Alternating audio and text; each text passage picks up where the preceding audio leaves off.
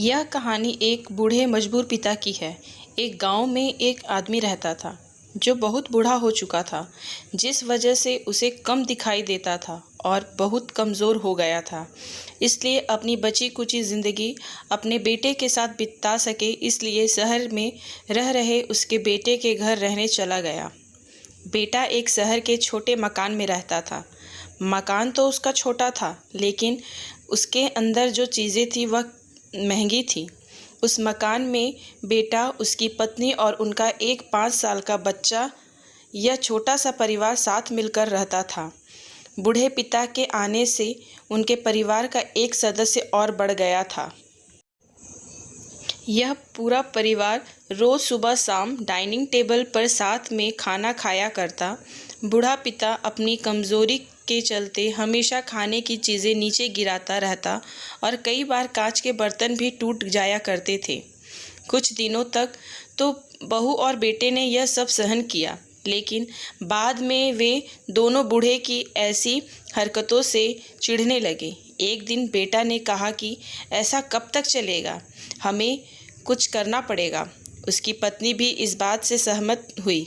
अगले दिन बेटा कहीं से एक पुराना मेज़ लेकर आया और घर के एक कोने में उसे लगा दिया और अपने पिताजी से कहा कि आप यहीं पर बैठकर खाना खा लिया कीजिएगा।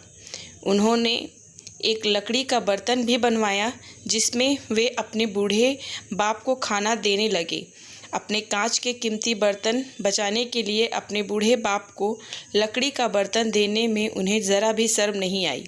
अब खाने का समय जब होता तो बूढ़ा बाप एक कोने में बैठकर खाता और बाकी का परिवार डाइनिंग टेबल पर खाना खाया करता। डाइनिंग टेबल पर बैठे बैठे दोनों पति पत्नी कभी कभी अपने बूढ़े बाप की तरफ देख लिया करते। बूढ़े बाप की आंखों में उन्हें आंसू भी नज़र आते, मगर उन पर जैसे कोई असर ही नहीं होता।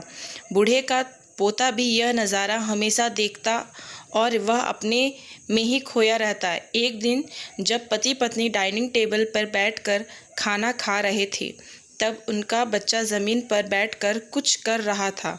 उन दोनों ने बच्चे के हाथ में लकड़ी का टुकड़ा देखा, लेकिन उन्हें कुछ समझ में नहीं आया कि बच्चा लकड़ी के टुकड़े के साथ क्या कर रहा है।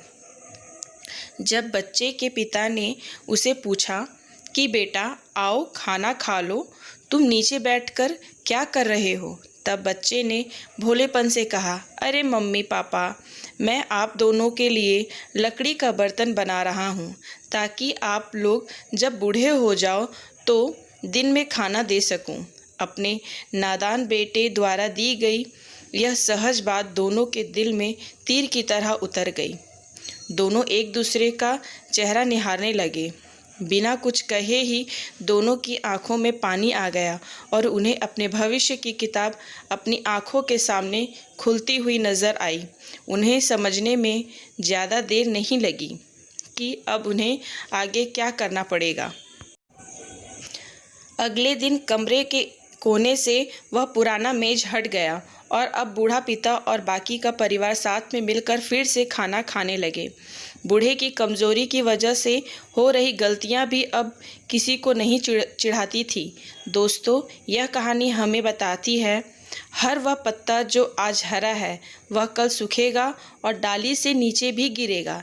इसलिए हमें अपने बड़े बूढ़ों का हमेशा ख्याल रखना चाहिए और हमें हमारे माता पिता और बुज़ुर्गों के साथ वैसा ही व्यवहार करना चाहिए जैसा हम चाहते हैं कि हमारे बूढ़े होने के बाद हमारे बच्चे हमारे साथ करें।